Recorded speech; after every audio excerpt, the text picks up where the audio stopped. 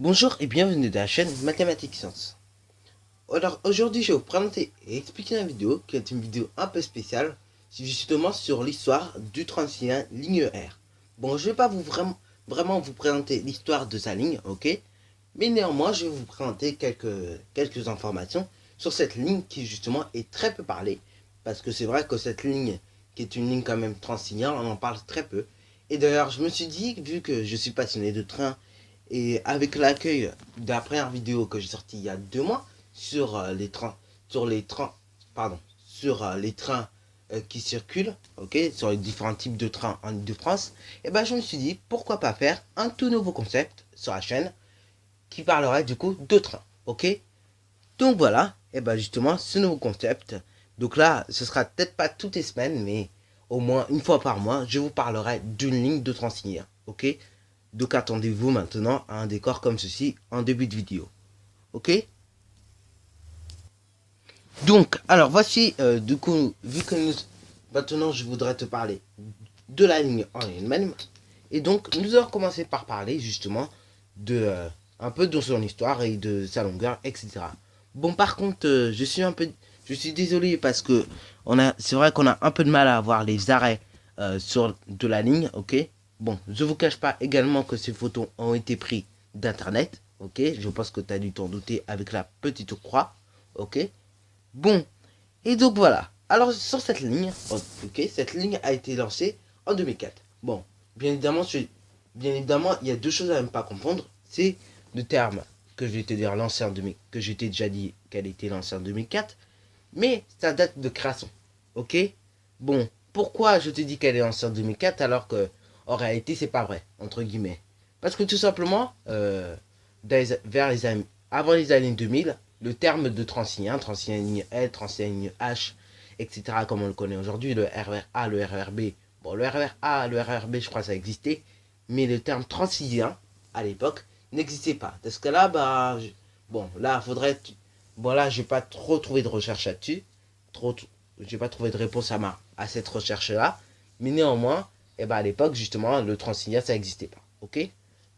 Donc, bon, par contre, je me demande comment on nommait les lignes. Mais ça, bon, j'ai pas trop trouvé de réponse à la recherche. Donc voilà.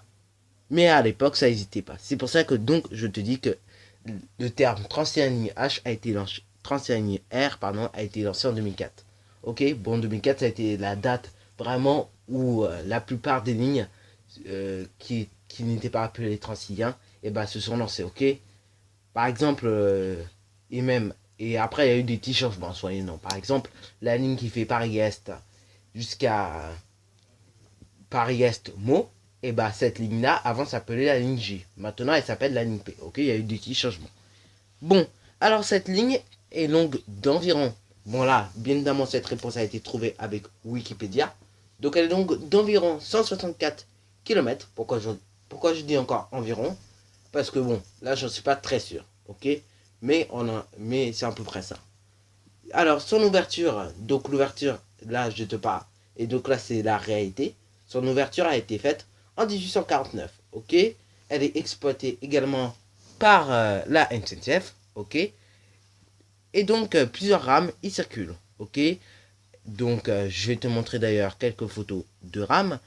Donc, mais avant de te montrer quelques photos de rames, je voudrais te montrer quelques petits plans de la ligne. Donc, alors ça c'est le plan du Transilien ligne R. Alors ce Transilien, enfin pardon, ce plan-là, malheureusement, je n'ai pas pu trouver une version origine, enfin la nouvelle version, ok. Donc là, je sais pas si tu as remarqué, mais lorsque tu montes dans un train ou lorsque tu achètes un plan, maintenant il y a la version noir et gris ou noir et blanc. Enfin, c'est une version gris, blanc ou version gris noir, un truc comme ça. Ok. Bon, moi, je n'ai pas pu la trouver. J'ai trouvé une ancienne version, ok, de ce plan. Mais d'ailleurs, quand je te montre ça, c'est un peu du mensonge. Tu sais pourquoi? Parce que je vais te montrer une autre image qu'on voit plus dans le 35 ligne R, ok. Et je vais t'expliquer pourquoi je te dis que c'est un peu du mensonge. Bon, là, je t'ai montré cette image juste pour te faire comprendre un peu les arrêts qu'il y a sur la ligne, ok. Mais néanmoins, elle est un peu fausse. D'ailleurs, je vais zoomer un peu plus pour qu'on arrive à comprendre si tu as vraiment envie de comprendre le nombre des arrêts. Donc là, en premier arrêt, on a la gare de Paris-Gare de Lyon, ok. Donc elle est en correspondance avec le TGV, le RER A, le RERD, les lignes 1 et 14 du métro. Un peu après, nous avons la gare de Melun, pardon, qui se trouve quant à elle en zone 5, c'est-à-dire dans la zone qui est coloriée en vert, ok. Donc ça c'était l'ancien plan, c'est pour ça que maintenant je t'ai parlé d'ancien et de nouveaux plans. Après, si on reste dans la ligne de Bois-le-Roi, Avon, pardon, et bah nous avons la gare de Bois-le-Roi, Avon, Thionmori, Moret, Veneux et Sablon. Si on monte vers Livry-sur-Seine, etc., on a la gare de Livry-sur-Seine, Chartrette, Fontaine-le-Port et Récy, ok. Vulaines-sur-Seine, Tamereau, Champagne-sur-Seine, Bureau-sur-Seine, la Grande Paroisse et Montreux. Ok, ça c'est pour l'axe de Melun à Montreux via Récy. Ok, quand on va aller à Montreux, mais qu'on passe par Bois-le-Roi, Fontaine-Lavaux, etc. On a comme arrêt, après l'arrêt que je t'ai cité, Moret, Veneux, Sablon, Samanay, et enfin Montreux. D'ailleurs, cette carte est un peu erronée. Donc oui, comme je te disais, cette carte est un peu erronée, malheureusement. Mais ça, c'est pas vraiment erroné, puisque, voilà, je vais t'expliquer pourquoi. Et bah, cette carte est un peu erronée déjà d'un point de vue armoire. Parce que tout simplement, cette carte, et bah, normalement, il y aurait dû avoir une gare entre Bois-le-Roi et Fontaine-Lavaux. Cette gare s'appelle Fontainebleau-Forêt, ok. Et donc là, malheureusement, sur notre carte, on n'a pas la gare de on n'a pas une gare entre Bois-le-Roi et Fontaine-Lavaux. Et cette gare s'appelle Fontainebleau-Forêt, ok. Cette gare est desservie le samedi, les dimanches, les samedis et les dimanches généralement. Enfin, généralement c'est plus les samedis, ok. Et en plus, malheureusement, elle est desservie que dans un sens. Et donc, c'est pour ça qu'elle est très peu représentée sur les cartes. Bon, maintenant, si tu vas aller vers Montargis, après la gare de Moret-Veneux-Sablon, je vais te rappeler quelques petits arrêts. Donc, alors, on a la gare de Montigny-sur-Loing, Bourg-en-Marlotte-Gray, la gare de Menours-Saint-Pierre, de Bagagnos-sur-Loing, Soupe-Château-Lindon, Dordives, Ferrières-Fontenay et Montargis. Ok, tu remarqueras que la zone blanche après la zone 5, donc après Soupe, Château-Lindon et Montreux, comme tu peux le voir, c'est une zone blanche. Et cette zone blanche ne veut pas indiquer la zone de Paris, ce qui veut dire la zone 1. Mais cette zone est une zone hors Île-de-France. Ok, donc la gare de Montargis, de Rive et Ferrières-Fontenay se trouve en dehors de l'Île-de-France et plus précisément dans la région centre. Ok. D'ailleurs, sur cette ligne-là, circulent beaucoup de TER et par moment, il y a plus de TER que de Transilien. Ok. Bon, maintenant passons à un autre plan. Donc voici plutôt ce que l'on voit lorsque tu prends le Transilien ligne R. Tu vois en fait un plan de la ligne R, ok, mais qui est assemblé à celui du RERD. Bon, plus ou moins complet, ok, comme tu peux le voir, parce que le terminus du RERD n'est pas la gare de Lyon, mais Creil, ok, comme tu peux le voir sur d'autres plans, pardon, du RERD, ok.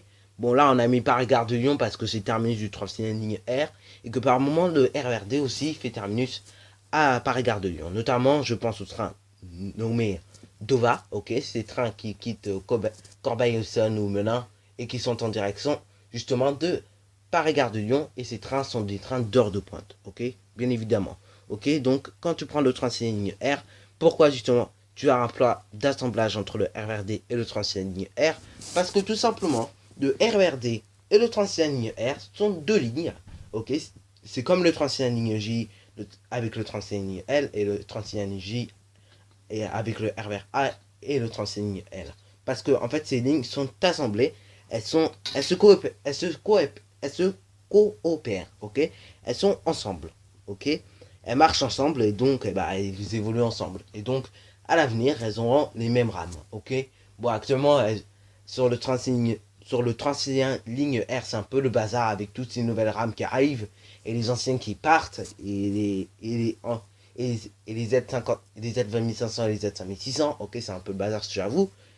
Mais dans quelques années, les régions de Zen vont prendre la place non seulement sur le Transilien ligne R et non seulement sur le RRD. Et ça, c'est promis, normalement c'est prouvé. Ok, normalement ça doit se faire.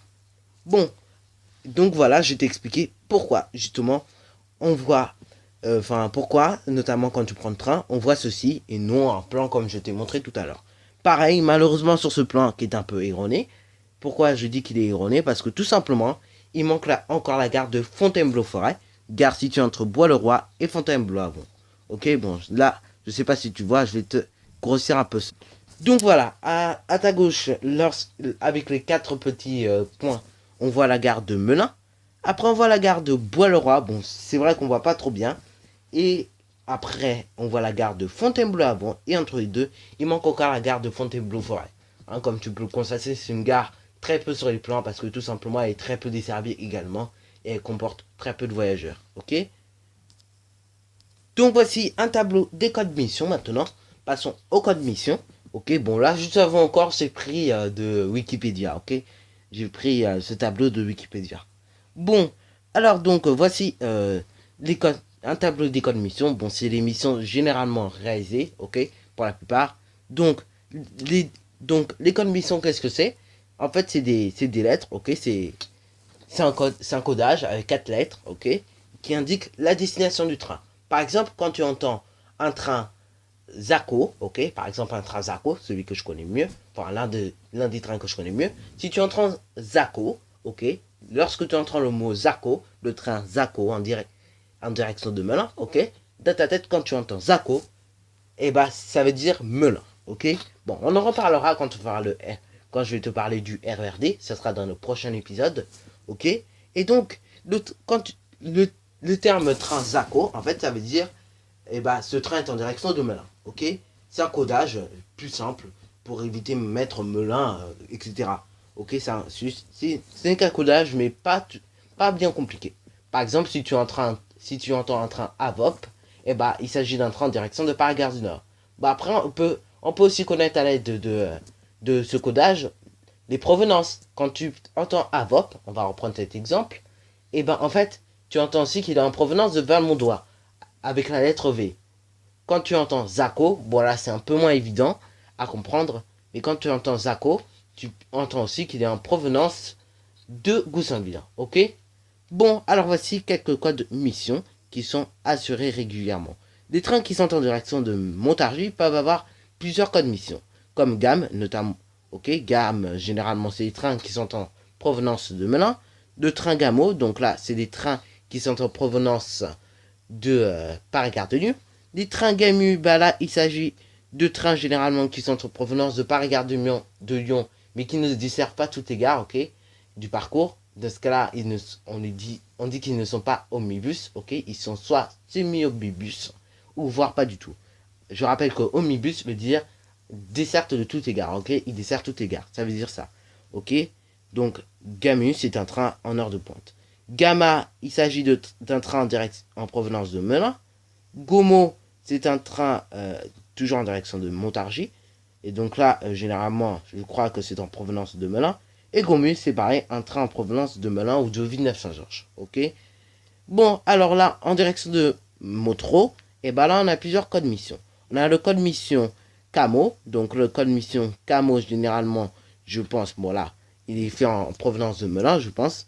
Le train Cumo, et ben c'est un train en provenance de Paris-Gare de Lyon et qui est en direction de Montreux. Et le train Cumo, Como est un train de provenance de Melun et en direction de, de Montreux via RSI. Et le train Cumo est un train en provenance de Paris-Gare de Lyon et qui est en direction de Montreux, mais en passant par la branche de Moret, Veneux et Sablon. Ok, de Moret, Veneux et Sablon. Bon, alors là, pareil, en direction de Paris-Gare de Lyon, tu dois te douter, c'est la gare principale, donc plusieurs codes mission. Donc, on a notamment le code mission Paume, qui est un train en provenance de Montargis. Le code mission Poma, qui est un train en provenance de, je crois, Montargis, là, je suis pas sûr. Ok, un train Pomu, donc là, pareil, en direction Paris-Gare de Lyon. Généralement, il est en provenance de Montreux, celui-là. Pomo en provenance de Montreux également. Bon là par contre, je te préviens, hein, il peut y avoir éventuellement quelques erreurs dans ce que je dis. Bon, au niveau des codes de mission, c'est sûr, mais au niveau des destinations, enfin des provenances, là, c'est un peu moins sûr. Ok. Pomo, provenance Montreux. Et enfin, Puma, c'est un train en provenance de Montreux également. Ok. Les trains Zoa, et ben, ce sont des trains en direction de Paris-Gare, de Melun, et qui sont en provenance de Montreux. Ok. Bon, donc, alors voici, bon là, je t'avoue, c'est une photo prise d'internet. Ok, encore une fois.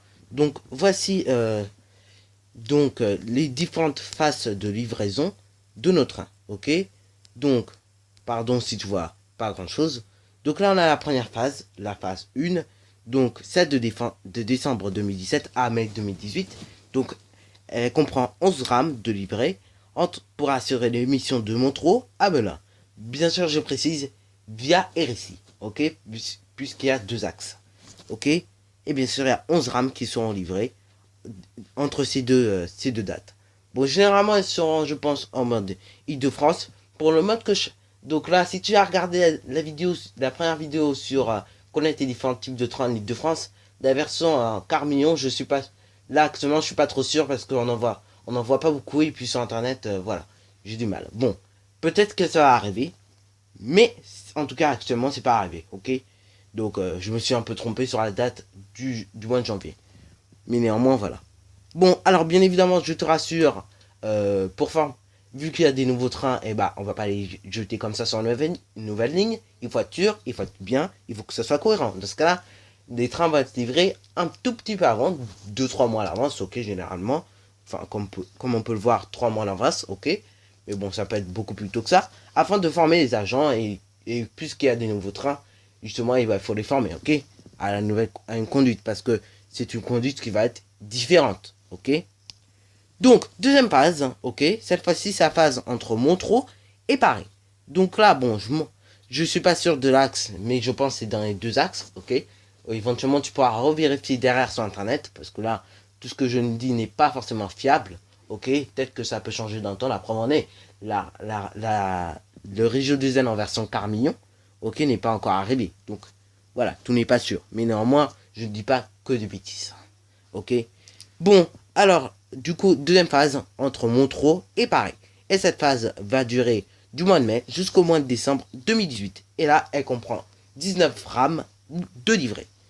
Bon, maintenant, l'une des dernières phases, ok, c'est entre Montargis et Paris. Et donc là, cette phase va durer pas très très longtemps apparemment. Ok, c'est la troisième phase entre décembre 2018 et avril 2019. Ok, elle comprendra environ 12 rames. Bon, je te rassure, ces phases en réalité ne sont pas terminées. Ça, c'est pour le Transilien ligne R. Mais, bonne nouvelle aux usagers du Transilien ligne D, ok. Bonne nouvelle aux usagers du Transilien du RERD, ok. Ces rames-là que tu vois, ok, je vais dégrossir un peu. Cette rame-là que tu vois, et ben justement, va arriver aussi sur le RERD, ok. Donc voilà, je vais bouger un peu. Voilà, elle arrivera sur le RERD et donc elle va commencer à arriver notamment dans la branche de Juvisy, etc. De Juvisy et de Melun. Après, peut-être que ça arrivera sur toute la ligne. Enfin bon, là, à vérifier encore. Normalement, c'est des RER NG à ce qui paraît. Mais bon, mais normalement, à ce qui paraît également, il devra avoir euh, des régions de zen sur le RERD. Mais à vérifier quand même. Ok. Donc voilà, un petit récapitulatif de la capacité des trains. Donc la capacité des trains, je rappelle, qu'est-ce que c'est? La capacité des trains, c'est tout simplement le nombre de places assises, le nombre de wagons, etc. Bon, alors voici une première rame, donc une Z5300, ok.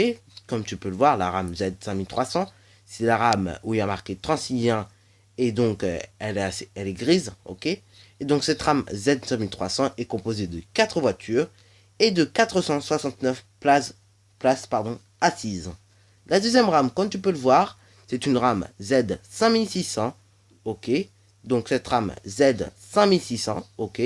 Donc c'est la deuxième rame, ok. Et ben elle est composée de 6, elle peut être composée soit de 6 ou de 12 voitures, ok. Et donc, dans ces rames-là, il peut y avoir entre 876 places à 1752 places. Troisième rame, qui est une Z20500, ok. Et là, il peut y avoir entre 5 et 10 voitures, ok. Et les places assises sont comprises entre 804 et 1608.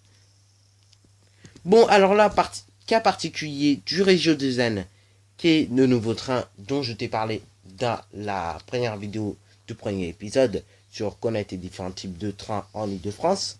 et bah justement, avec sa configuration BOA, comme on nous dit, donc c'est-à-dire qu'on peut passer d'une rame à une autre, d'une voiture à une autre, sans forcément avoir à sortir du train comme dans les, euh, comme dans les anciens trains, ok? Et bah justement, et ben il n'y a pas, actuellement actuellement ils ne connaissent pas le nombre de voitures, mais bon, le nombre, tout dépend là.